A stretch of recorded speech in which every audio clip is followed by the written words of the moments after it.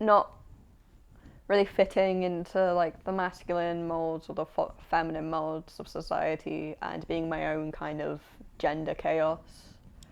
So I don't actually identify as non-binary.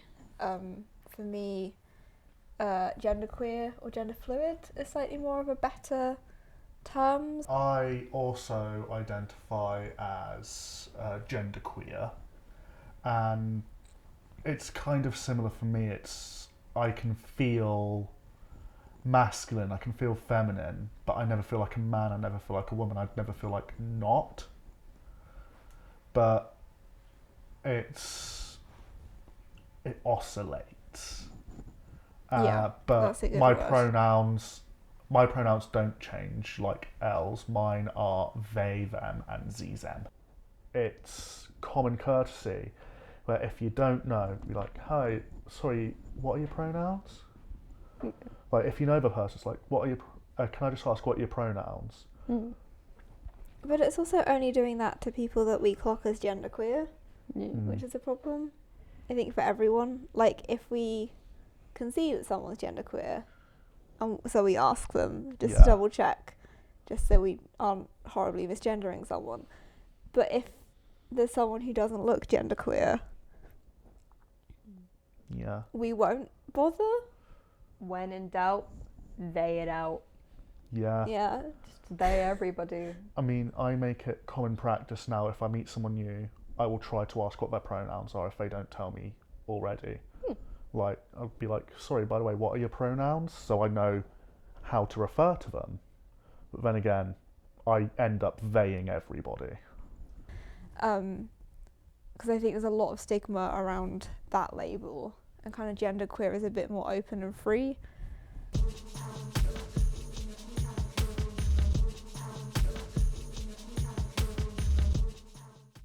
I feel like I didn't really come out because I came out really gradually. Like, I came out to, like, close friends because I was like, hi, do you mind trying out she, they pronouns? And that kind of escalated into, oh, hang on, wait, gender isn't just not quite a woman, it's not quite everything. Saying that, I did do an entire, like, 7-minute piece of theatre on my gender. So I think that was a rather big coming out thing. But I'm not out to my parents just because they very much view me as a girl, so it's not worth it to me. Coming out for me, it was definitely, you've been doing your research into this. This is you, and this is when I originally came out thinking I was non-binary, and then meeting these new people and just talking with people, they helped me realise, okay, this is the start, let me just grow a bit more. And then coming out as genderqueer, I didn't really do before this whole project began, but now it's my identity. And my coming out was fun, but I also came out without knowing I came out before, because I was just on the walk to a Chinese, completely fine. I have a lapse in my memory, and I told my best friend I'm non-binary. For me, I've been out for many years. I knew I wasn't. I knew I wasn't a woman from the age of, like, from year 8 basically. I'd always kind of like been trying to figure out, was I a guy or was I just this genderless blob? And it's like, I just never fit in with feminine society. I've come out to my dad multiple times, and each time he has rejected it. Basically, he's just ignored that I have come out, and he's just gone into this silence.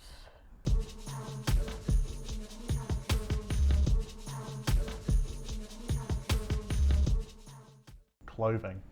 Biggest thing for me living as a genderqueer person is my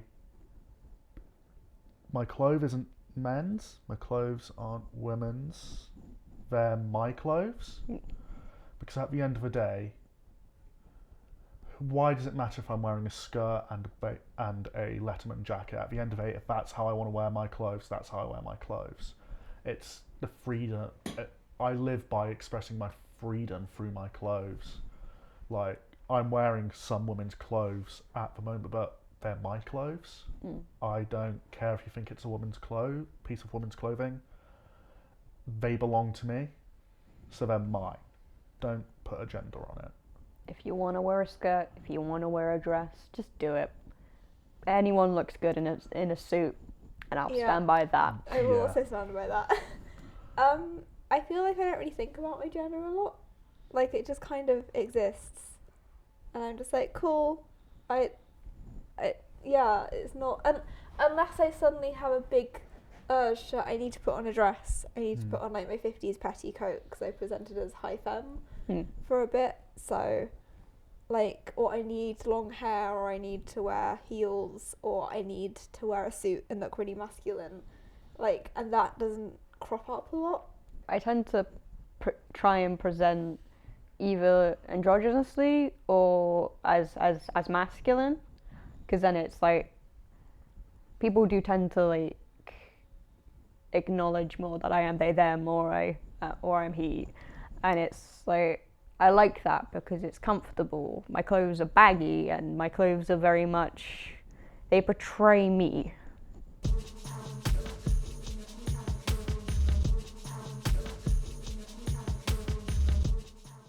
I've worked where I currently work for just upwards of a year now, and it took most of that time for me to fight for them to order me some of the women's trousers, because the women's trousers at work fit me comfortabler.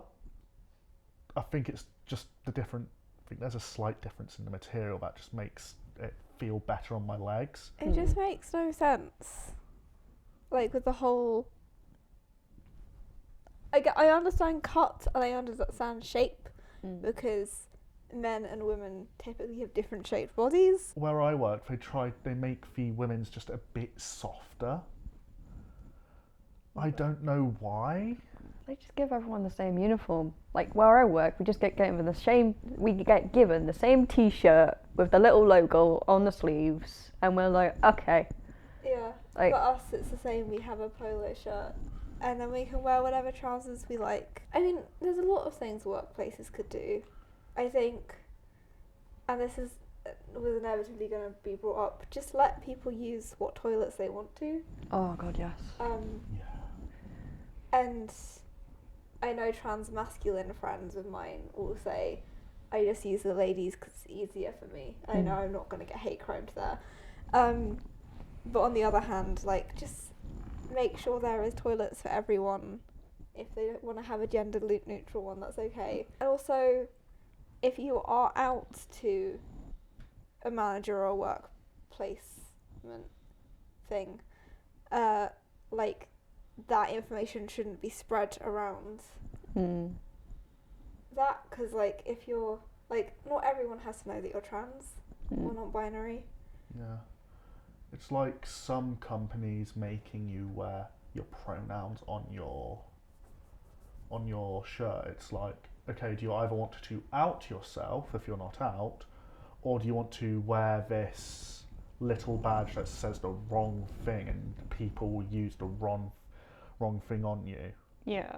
I think it depends where you work and what type of workplace you have. I think if you're working in like a shop that's fairly like queer friendly, I don't see an issue with that. If I was going to work at a corporate place where like a bank, I don't think I'd be comfortable displaying my pronouns at a bank. Or like if you were working in your local Tesco. Yeah. Yeah. And you know the people that's going to come in and you're not necessarily out to them. That's a difficult one. Like, for me, my workplace, I work prepping the food, and the supervisors, both of them are absolutely lovely guys. The eldest one, he's around his late 50s, and he got everyone together and he was like, right, so Corey's like he, him, because at work I am he, him.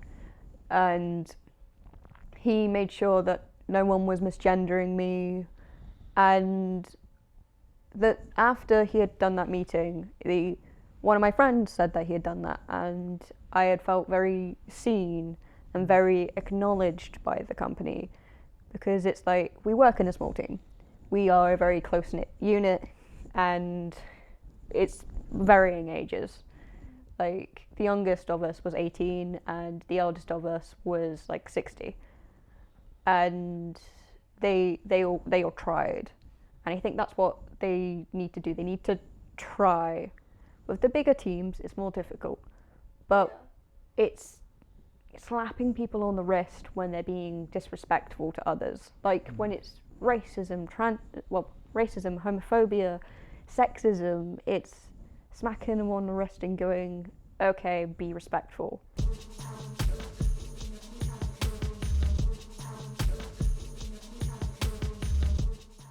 The types of stereotypes that I've experienced is that you have to be androgynous to be non-binary. You don't. I mean, I'm genderqueer and I've got a beard. Yeah. Yeah, I think that's the same thing for me. It's like, I present very feminine the majority of the time, I feel like. So having, like, just being more feminine, people will just assume. Yeah. I enjoy being feminine, but there's always a catch to that. It's like you won't see me for my identity.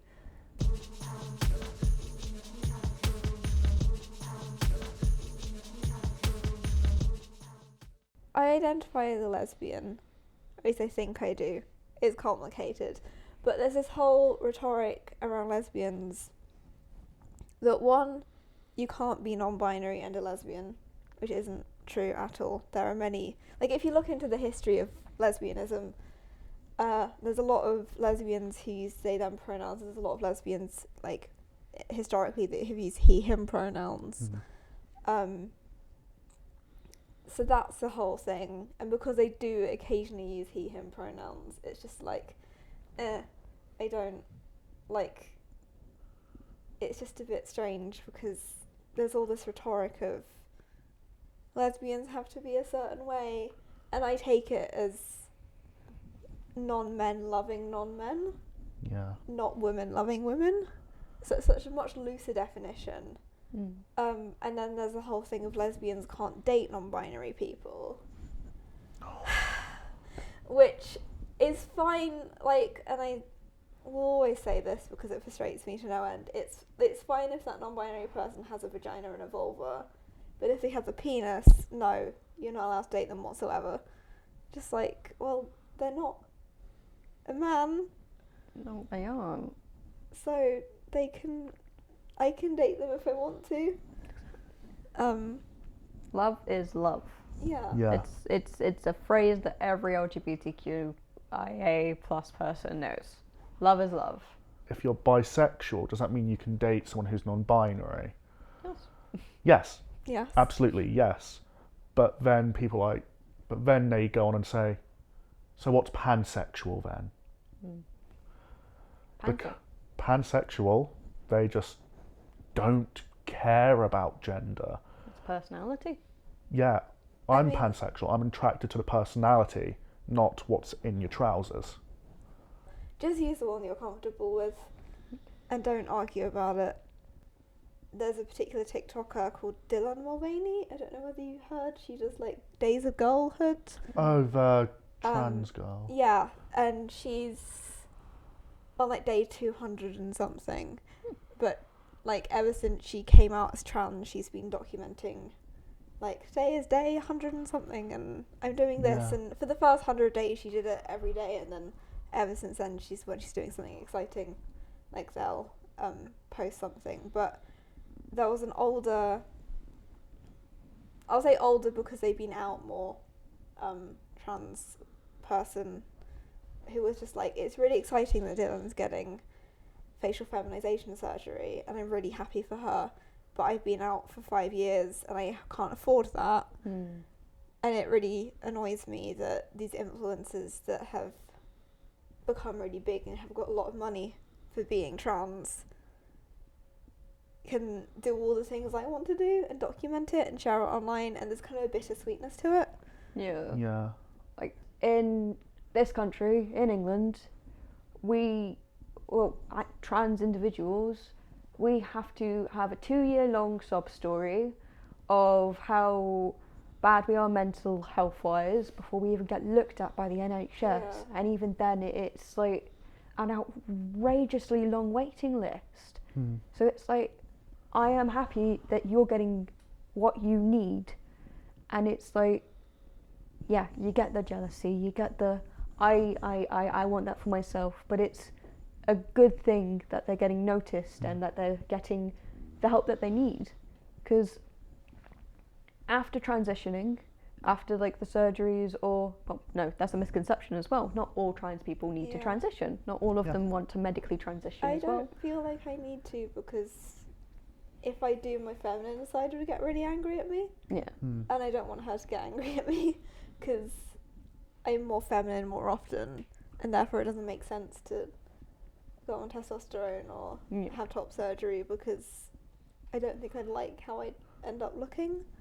I'm kind of the opposite in the way that I do want to feminize myself, because it's going to be a bit more affirming for me. Even before I came out as trans, I've always wanted like chest surgery, and like it's something that I know very much does correspond with my gender, my identity, with who I am. I very much just gone, but it's the fact that like for me to do that, I would probably have to go abroad or cough up around a good couple £1,000. Yeah. For like the if I was to go private, it would be like the treatment, the surgery itself, and then the after treatments. Most people who aren't trans, they don't realise how hard it is to actually go through a transition, be it just a social one or a medical one. Like if I am to go fully medically transition, that's top surgery, bottom surgery, that's going to be at least a 7 to 10 year wait or mental decline or mental health decline. Like after the surgeries, trans patients have been clinically proven to increase 8% in their mental stability or mental health, like each year that they've been transitioned. It's like it's a shame, because it is this competitive thing, and it's like, since there aren't that many trans people in our overall population, and it's like, why is it such a competition for us to get transition, to get the help we need to be who we actually are, to be comfortable in ourselves and our own bodies? You get people like the current government, like Rishi Sunak, turning around and going, it's woke bullshit, and it's not. There's a trans feminine artist who's done a series of solo shows about transitioning, and the title of the series overall and her book that went alongside it is called None of Us Is Yet a Robot. And I think that's really kind of powerful, because like, even though a lot of us do take hormones, which is like a daily medication, a lot of us do have surgery, we aren't robots. Like, we're still human. We're still like everyone else. We just have a different experience in life.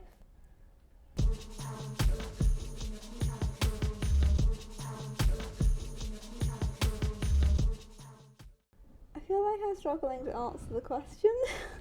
Like, I think that there is kind of, because I have a group full of friends that we're all genderqueer, and like they will they me most of the time, because that's how I like they me if you're not sure, or they me if I haven't stated anything, and it's the occasional like he or she that I get from them, which I'm just like, yes, this is a little treat. Validity. So yeah. I think another thing that just gives me comfort, though, as cheesy as it sounds, is my friends. And that just reminds me of what one of my old course mates said back at a silent disco, where she came up to me and said, I don't care what your name was before, you're Aquarius now, and I never met the person you were before. All I care about is you, and you're amazing. And that is just that. I was at a low point. That set me up for the rest of my time here at uni. Like just that little bit of acceptance, or that acceptance from your loved ones. It does mean a lot, because I have had people say something similar, and it's like that validation that they see me for who I am now and not what I was. It feels like a well-earned nap. Oh my god, that is true.